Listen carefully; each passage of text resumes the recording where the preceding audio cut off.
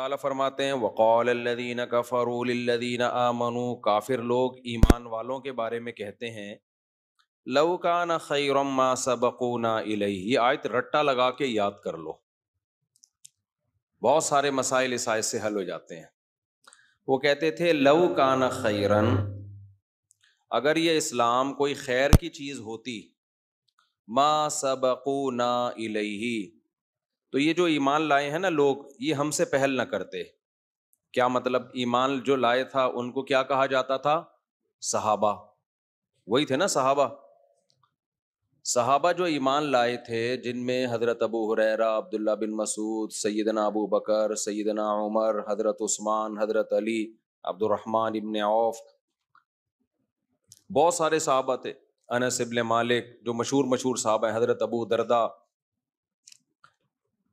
مشرکین کو اپنے دولت پہ، اپنی سرداری پہ اور اپنی ذہانت پہ بہت زیادہ ناز تھا کہ ہم ذہین لوگ ہیں، ہم قوم کے بڑے لوگ ہیں، اور ایمان لانے والے ابن مسعود جیسے، ابو ہریرہ جیسے غریب اور مسکین۔ تو وہ تکبر میں کہا کرتے تھے کہ اگر اسلام کوئی خیر کی چیز ہوتا تو یہ غریب غربا قسم کے لوگ تھوڑی پہل کرتے، خیر کی طرف جو مائنڈ جاتا ہے وہ کس کا پہلے جائے گا؟ ہمارا مائنڈ۔ یہ لوگ گئے ہیں، اس کا مطلب یہ کوئی خیر کی چیز، جملہ مکمل کیا کریں بھائی جان، یہ کوئی خیر کی چیز نہیں ہے۔ آپ کیا مشرکین کے اس نظریے سے متفق ہو؟ بولو۔ 100% نہیں۔ ہم الٹا کرتے ہیں اس جملے کو جو مشرکین نے کہا تھا، ہم کہتے ہیں لو کان خیرن، کوئی اگر خیر کی چیز ہوگی، لسبقونا، لام تاکید کا ہے، وہ کہتے تھے ما سبقو، وہ ہم پہ سبقت نہیں کریں گے، ما کا معنی نہیں، ہم کہتے ہیں لسبقونا الیہ، وہ یقیناً ہم پہ پہل کریں گے۔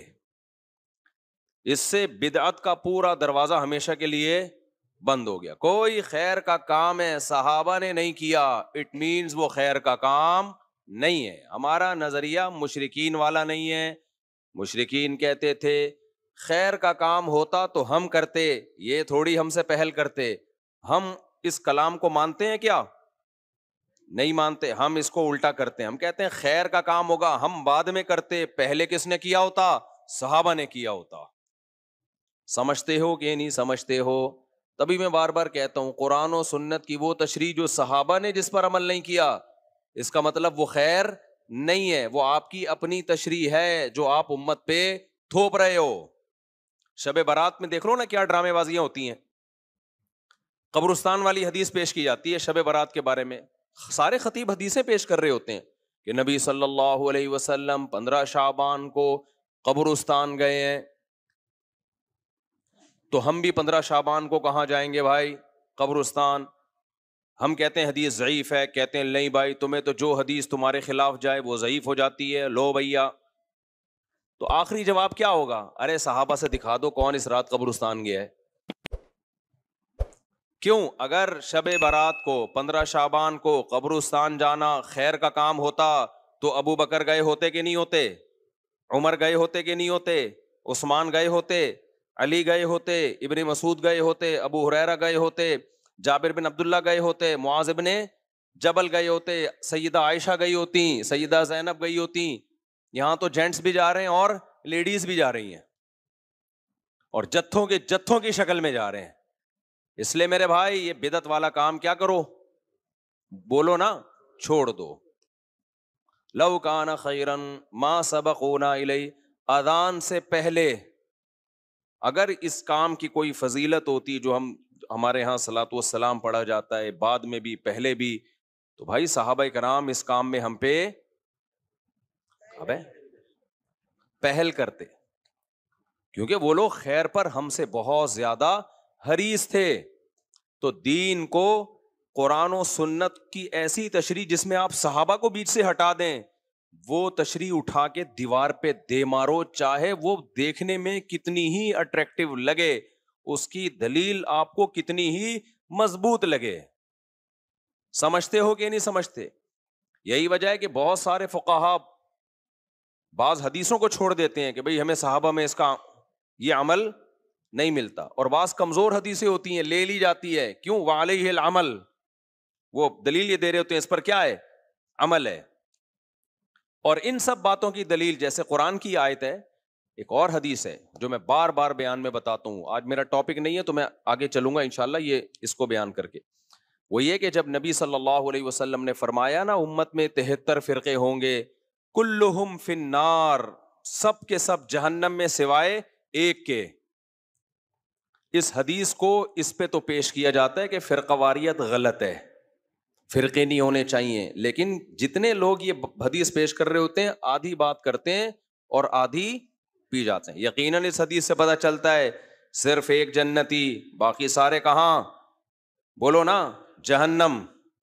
واقعی فرقے غلط ہیں, فرقے نہیں ہونے چاہیے, لیکن پوری بات تو پوچھو بھائی, سارے فرقے جہنمی ہیں, سارے جہنم میں. نبی نے فرمایا ایک ان میں سے کیا ہوگا؟ بولو نا, وہ جنت میں ہوگا. وہ بھی تو فرقہ ہی ہوگا, وہ بھی تو ایک کانسیپٹ ہی ہوگا, وہ بھی تو ایک نظریہ ہی ہوگا. اگلا سوال صحابہ نے پوچھا, یا رسول اللہ کون سا فرقہ جنت میں جائے گا؟ یعنی کلہم فی النار, سارے جہنم میں, تو ایک جو جنت میں ہوگا وہ کون سا ہوگا؟ تو نبی نے جو علامت بتائی ہے اس کو خوب غور سے سنو, بار بار بتاتا ہوں. نبی یہ نہیں فرمایا کہ جو قرآن پہ چلے گا, کیونکہ ہر فرقہ اپنی نسبت کس کی طرف کرتا ہے؟ بھئی ہم تو قرآن کو تو سب مانتے ہیں, کیونکہ وہ مسلمانوں کے اندر فرقے ہوں گے نا, اسلام کی طرف نسبت کریں گے اپنی, تو قرآن تو بیسک ہے نا. کوئی فرقہ ایسا ہو سکتا ہے کہ میں مسلمانوں کا ایک فرقہ ہوں اور میں برحق ہوں؟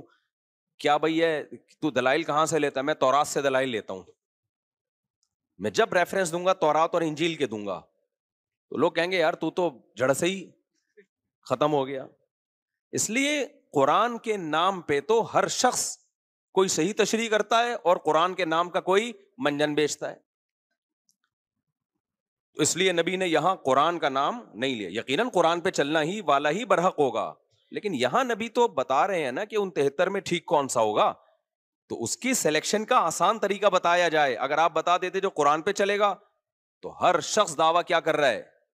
قرآن.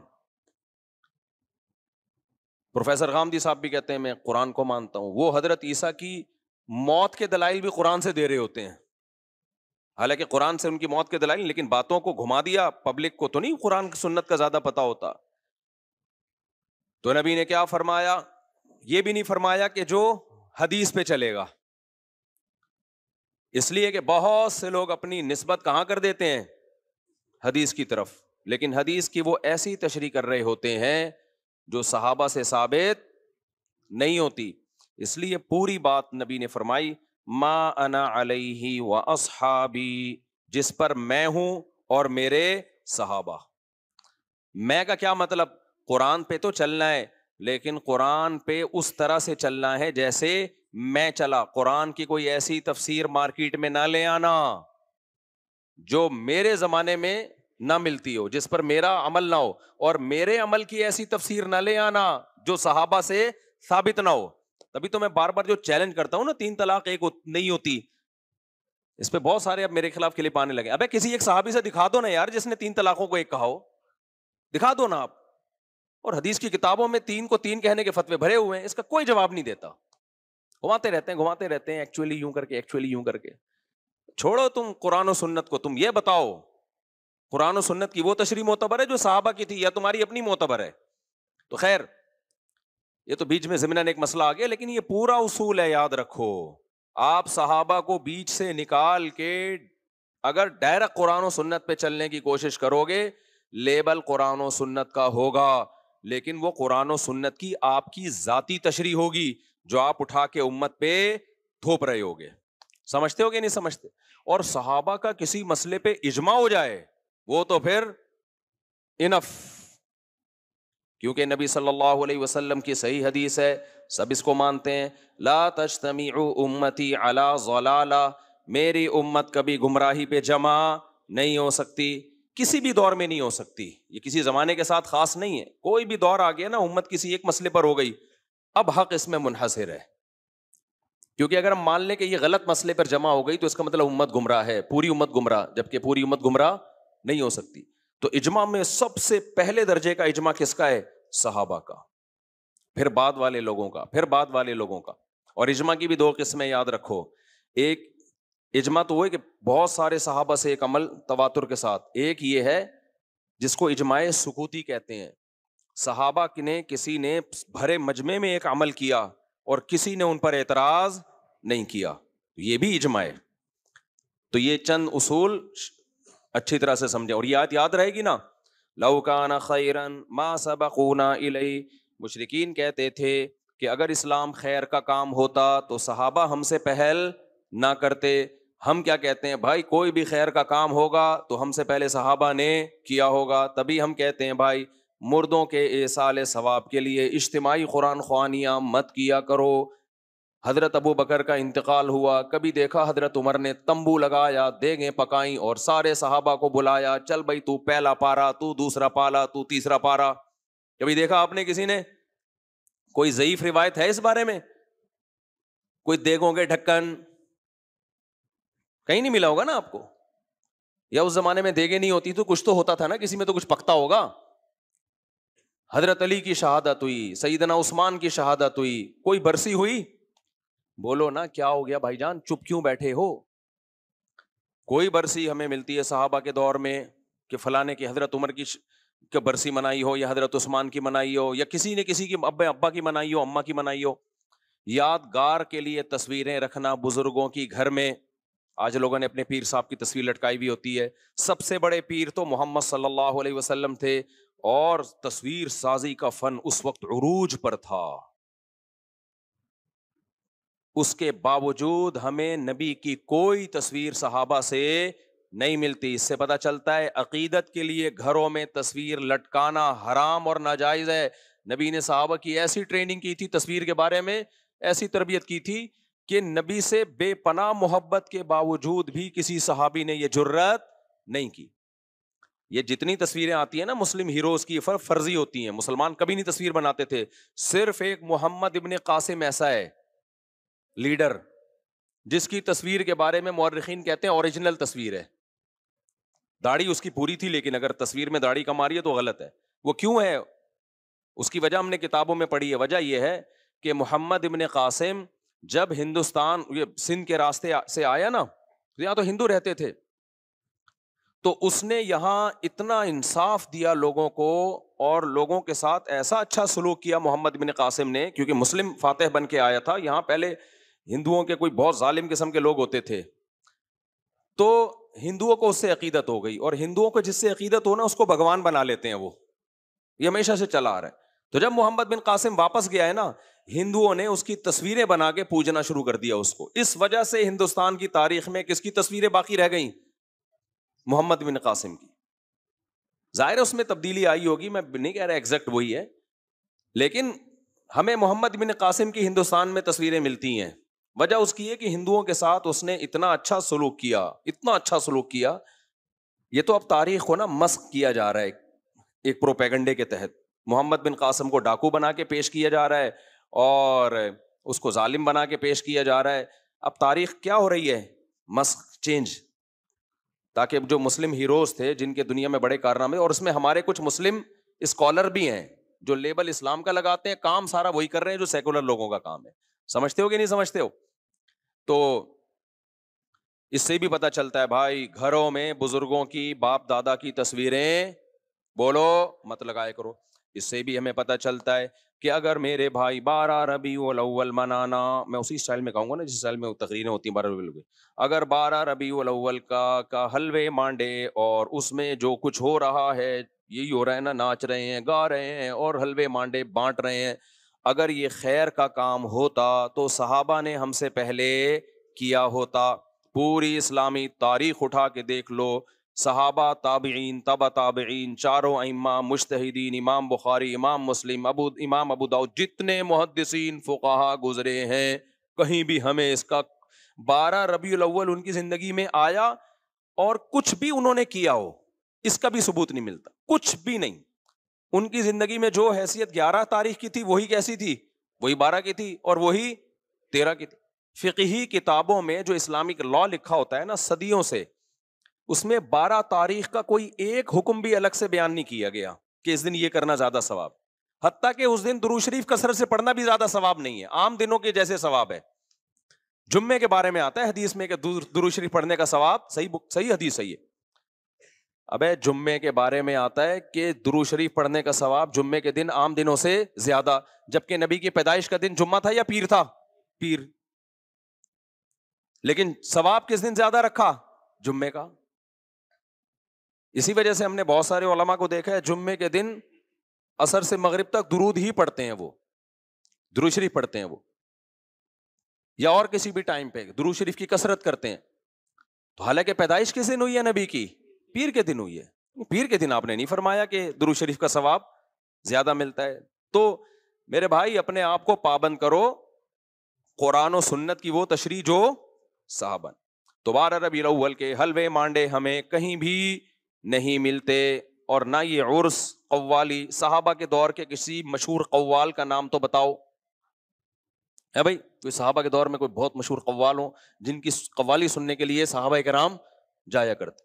کوئی عرس ہوا صحابی کے دور میں ہے بھائی؟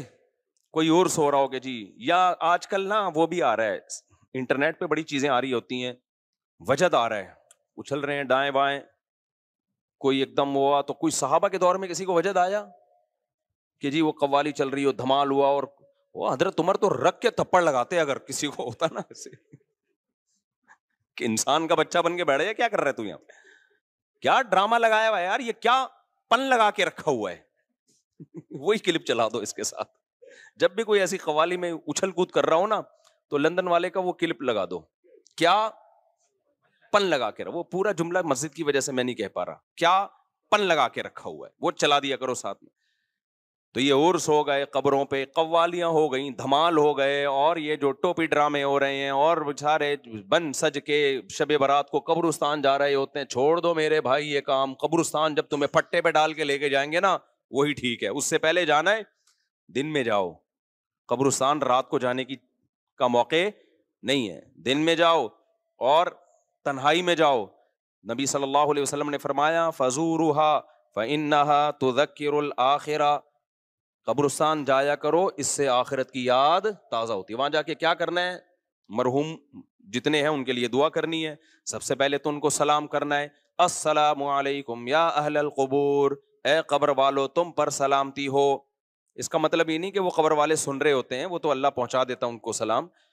تو یا اہل القبور یہ اختلافی مسئلہ ہے، اس میں پھڈے میں نہ پڑ جانا. یا اہل القبور، اے قبر والو تم پر سلامتی ہو. آگے جملہ بڑا ڈینجرس ہے، وہ بھی بول لیا کرو، انتم لنا سلف، تم پہلے چلے گئے، ونحن وإنا ان شاء اللہ بکم لاحقون، اور ونحن بکم خلف، اور ہم تمہارے بعد آنے والے ہیں. وإنا ان شاء اللہ بکم لاحقون، اللہ نے چاہا تو عن قریب ہم بھی یہیں پہنچنے والے ہیں. بہت ڈر لگے گا، کپ کپانے لگو گے، یہ کیا باتیں کر رہا ہوں میں، لیکن بھائی ایسا تو یہ تو ہوگا. تو اس سے عبرت حاصل ہوتی ہے کہ بھائی ہم نے بھی ایک دن یہاں سے پتلی گلی سے نکلنا ہے. تو یہ کام کیا کرو قبرستان میں جا کے. اور یہ جتھے بنا کے جانے میں، جتھوں میں تو کیا ہوتا ہے، گپیں لگ رہی ہوتی ہیں، اور سنا یار یہ گھڑی کہاں سے خریدی، موبائل وہی پرانا چل رہا ہے، ابھی تو نیا آ چکا ہے. تو کیا عبرت حاصل ہوگی میرے بھائی. اور زیادہ عبرت حاصل کروانی ہے تو کوئی بندہ پیچھے بٹھا دو. جب آپ جاؤ نا بولو السلام علیکم یا اہل القبور، واپس وہاں سے آواز آئے وعلیکم السلام بھائی عبد الغفور. پھر جو عبرت حاصل ہوگی انشاءاللہ سارے کبیرہ صغیرہ کبیرہ گناہ سے توبہ کی ہمیشہ توفیق مل جائے گی، کیونکہ آپ کو لگے گا کہ قبر سے رپلائے آ گیا ہے. پھر تو ایسا انسان کے بچے بنو گے نا ساری زندگی. تو خیر یہ آیت یاد رکھیں، جتنی بدعتیں ہیں تو سب اسی میں داخل ہیں. تو چھوڑ دو ان بدعتوں کو میرے بھائی. سیدھا سیدھا صاف ستھرا ملت بیضاء جو اللہ اس کے رسول نے ہمیں دیا ہے، صاف ستھرا دین. تو جو نبی صلی اللہ علیہ وسلم اور صحابہ سے منقول ہے، یہ ربیع محرم میں بھی یہی ہے. ہمارے نبی صلی اللہ علیہ وسلم نے نوحہ کرنے سے منع کیا ہے. صحیح حدیثیں جن پر لعنت کی گئی ہے. اہل بیت کبھی بھی میتوں پہ چیخے نہیں مارتے تھے، کبھی بھی نوحے نہیں کرتے تھے، صبر کر کیا ہے انہوں نے. تو ہمیں بھی کیا حکم ہے میرے بھائی، نہ ہم نے برسیاں منانی ہیں، اور نہ ہم نے گریبان چاک کرنے ہیں، نہ ہم نے سینوں کو پیٹنا ہے. اور ویسے بھی شہید کا کوئی شہید تو زندہ ہوتا ہے، اور ہم زندہ جاوید کا ماتم نہیں کرتے. سمجھتے ہو کہ نہیں سمجھتے؟ تو ہم نے بھائی صحابہ کو فالو کرنا ہے, ہمارے پاس جو دین چلا آ رہا ہے. اور پھر بار بار کہتا ہوں کسی کے مسلک کو چھیڑو نہیں, اپنے کو چھوڑو نہیں. یہ اس لیے نہیں کہتا اپنا غلط ہے اس لیے نہیں چھوڑو, اپنا صحیح ہو تو اس صحیح کی بات کر رہا ہوں, چھیڑنے سے منع کر رہا ہوں. کیونکہ آپ دلیل کی دنیا میں بات اپنی دنیا کے سامنے رکھ دو, بس اتنا تو چھیڑنا ضروری ہے. آگے بحث مباحثہ کرنے کی کوشش مت کرو, اس سے اختلاف پیدا ہوتا ہے, جھگڑے پیدا ہوتے ہیں, ملک میں فساد پیدا ہوتا ہے. یہ مطلب ہے میرا کہ دوسرے کو چھیڑو نہیں. سمجھتے ہو کہ نہیں سمجھتے؟ اور اپنے کو چھوڑو نہیں کا مطلب یہ نہیں کہ اگر اپنا غلط ہونا ثابت ہو جائے تو بھی نہیں چھوڑو. تو اپنے سے میری مراد ہمارا اپنا, جس کو ہم صحیح سمجھتے ہیں, اس کے بارے میں ہم کہہ رہے ہیں. میری ہر چیز کو لوگ غلط لے کے جاتے ہیں کہ اچھا تمہارا مسئلہ غلط ہو تو بھی نہیں چھوڑو. غلط ہونا ثابت ہو جائے گا 2 منٹ میں چھوڑ دیں گے انشاءاللہ. ثابت تک کرو میرے بھائی, تمہارے کہنے سے تھوڑی ثابت ہوگا. کیونکہ ہمیں فخر ہے کہ ہم ائمہ اربعہ کو فالو کرتے ہیں, چاروں اماموں کو مانتے ہیں برحق. اور ائمہ اربعہ نے قرآن سنت اور کس کو اصل بنایا؟ صحابہ کو. وہ قرآن و سنت کی وہ تشریحات نہیں کرتے جو صحابہ سے ثابت نہ ہو. اسی وجہ سے 99% امت انہی کو ہمیشہ سے فالو کرتی آ رہی ہے. باقی ان میں کوئی فروعی اختلاف ہے تو وہ اختلاف جب ہی ہوا ہے جب دلائل دونوں طرف تھے. کسی نے ایک کو ترجیح دے دی, دوسری میں تعویل کر دی, کسی نے دوسری کو ترجیح دے دی, اس میں تعویل کر دی, اور ان سے نکل گئے تو بے لگام اونٹ. دیر آگے ہر شخص ایک نیا فرقہ ہے, ہر آدمی کا قرآن حدیث دوسرے سے الگ. اور آگے جو نسلیں برباد ہوں گی, کوئی مرتب لا ہی نہیں ہے, کوئی مرتب فقہ ہی نہیں ہے, کوئی A to Z مسائل کی کوئی ایک کتاب ہی نہیں ہے. تو کیا پھر اس مفتی سے پوچھو وہ کچھ, ادھر سے پوچھو وہ کچھ, ادھر سے پوچھو وہ کچھ, تو برباد ہو جائے گی پھر تو امت بھائی. تو کوئی مرتب چیز ہوگی تو اس کو فالو کیا جائے گا نا. کوئی مرتب لا ہی نہیں ہے تو کہاں سے فالو کیا جائے گا اس کو. چلیں بھائی ہم آگے چلتے ہیں, یہ آیت ہو گئی. تو خلاصہ کیا نکلا بھائی, یہ حلوے مانڈے اور یہ محرم میں جو کچھ ہو رہا ہے, جو کر رہے ہیں ان کو کرنے دو, چھیڑو نہیں. لیکن جب ہم سے کوئی پوچھے کہ کیوں نہیں کر رہے, ہم کہیں گے بھائی ہم کس کو مانتے ہیں؟ صحابہ کو. صحابہ نے نہیں کیا, ہم بھی نہیں کریں گے. یہاں بعض لوگ دلیل دیتے ہیں کہ صحابہ نے تو مدرسے بھی نہیں بنائے, صحابہ کے یہاں تو بخاری کا گھنٹہ بھی نہیں ہوتا تھا, ترمذی کا گھنٹہ بھی نہیں ہوتا تھا, ہدایہ کے پیریڈ بھی نہیں ہوتے تھے. اور بھائی جان کچھ چیزوں کا تعلق مینجمنٹ سے ہوتا ہے, سمجھتے ہو؟ مدرسہ صحابہ کے یہاں بھی تھا, اصحاب صفہ مدرسہ تھا نا. تو نظم کسی چیز کا بنانا, اس میں ثبوت کی ضرورت نہیں ہوتی, وہ ہر شخص کا اپنا نظم, ہر مدرسے کا اپنا نظم ہوتا ہے. سمجھ رہے ہو؟ پہلا پیریڈ کسی کے ہاں بخاری کا ہوگا, دوسرا ترمذی کا. کسی کے ہاں پہلا ترمذی کا ہوگا, دوسرا بخاری کا. کسی کے ہاں 1 گھنٹے کا پیریڈ ہوتا ہے, کسی کے ہاں 45 منٹ کا ہوتا ہے. کسی کے ہاں دیسی سٹائل ہوتا ہے, پیریڈ سسٹم ہی نہیں ہوتا, سسٹم ہوتا ہے ان کے ہاں. خیر, تو یہ مینجمنٹ سے ان چیزوں کا تعلق ہے. اس کی مثال ہے جیسے گھڑی. اب ہم نے لگا دیا 8:30 بجے عشاء کی نماز ہوگی, کوئی کہ صحابہ کے دور میں تو گھڑیاں نہیں ہوتی تھیں. اب بھائی جان یہ سوال کیا ہے, تو گھڑی ایجاد ہی نہیں تھی تو ہوتی کہاں سے؟ جبکہ ربیع الاول تو صحابہ کے دور میں بھی تھا. یا تو آپ کہتے ہیں ربیع الاول ایجاد ہی ابو ہے, تو اس دور میں بھی تھا, اب بھی ہے. تو کچھ لوگ عجیب سے باتیں کر رہے ہوتے ہیں, کہتے ہیں اس دور میں گھڑیاں نہیں تھی تو گھڑی بھی, جہاز تھے کیا تو جہاز بھی بدعت ہے. بھائی اس دور میں بھی سواری تھی, آج بھی کیا ہے؟ سواری ہے. سواری مقصد تھوڑی ہے, وہ تو ذریعہ مقصود ہے. تو نبی کے دور میں جہاز ہوتے تو آپ بھی جہاز میں ہی سفر کرتے. تو بدعت کا مطلب کسی چیز کو دین سمجھ کے کیا جائے, سمجھتے ہو؟